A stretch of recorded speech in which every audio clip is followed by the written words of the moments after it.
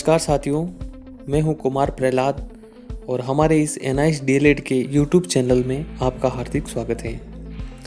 तो दोस्तों, आज 15 मार्च 2022 को सुप्रीम कोर्ट के अंदर बीएड और BSTC विवाद को लेकर जो सुनवाई हुई थी उसके अंदर क्या रहा और अब आगे क्या होने वाला है, इसी को लेकर हम एक छोटा सा वीडियो बनाया है, जिसके माध्यम से हम ये जानने का प्रयास करेंगे कि आखिरकार जो सुनवाई हुई थी उसके अंदर क्या हुआ और आगे उसका क्या रहेगा और क्या उसका प्रभाव पड़ेगा BSTC के ऊपर, बीएड के ऊपर और आने वाली राजस्थान की जो भर्तियां हैं उसके ऊपर।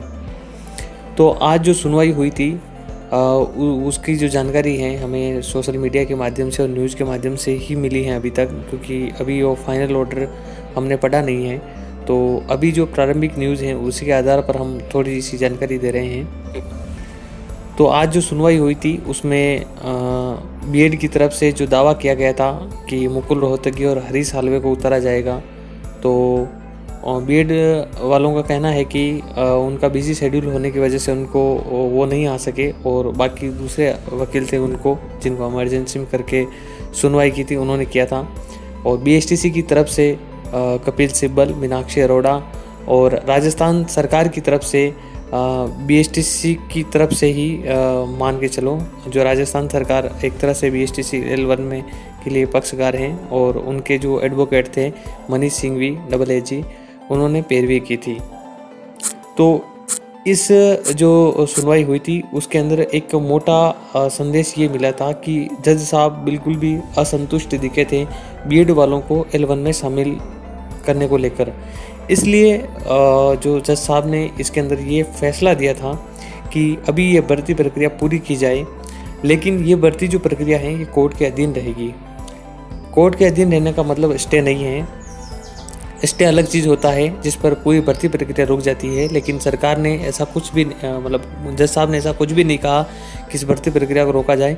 उन्होंने बस ये कहा कि ये जो भर्ती प्रक्रिया है सुप्रीम कोर्ट के अधीन रहेगी, यानी कि अगर भविष्य के अंदर अगर बीएड केस जीत जाती है तो जो पिटिशनर लोग इसमें शामिल हुए हैं उनको भी नियुक्ति सरकार को देनी होगी, चाहे वो कैसे भी दें, अगर वो जीत जाती है तो देनी होगी। बाकी अभी जो सुनवाई हुई थी उसके अंदर से बीएड को लगभग बाहर कर दिया गया है और BSTC की टीम ही उसके अंदर शामिल है। तो अगली जो डेट मिली है वो 6 सप्ताह दे दी गई है, यानी कि 6 सप्ताह यानी कि लगभग मान कर चलिए आप 40-45 दिन का समय है। और इतने में जो BSTC मतलब L1 की जो भर्ती है वो भर्ती पूरी हो जाएगी और बाद के अंदर अगर ऐसा कुछ फैसला आएगा, अगर बीएड शामिल होगी तो हो सकता है कि जो पिटिशनर है उनको शामिल कर लिया जाए। बाकी इससे ज़्यादा कुछ होने वाला नहीं है और ये जो भर्ती प्रक्रिया है ये बिना किसी कारण के पूर्ण हो जाएगी। और जिस गति से सरकार ये भर्ती प्रक्रिया को पूरी कर रही है और जो DV चल रहे हैं अभी 24 मार्च तक DV चलेंगे और उसके बाद अगर हम देखा जाए तो जल्दी ही इसकी कट ऑफ आ जाएगी, जो मान कर चलें कि मार्च के अंत तक आ जाएगी।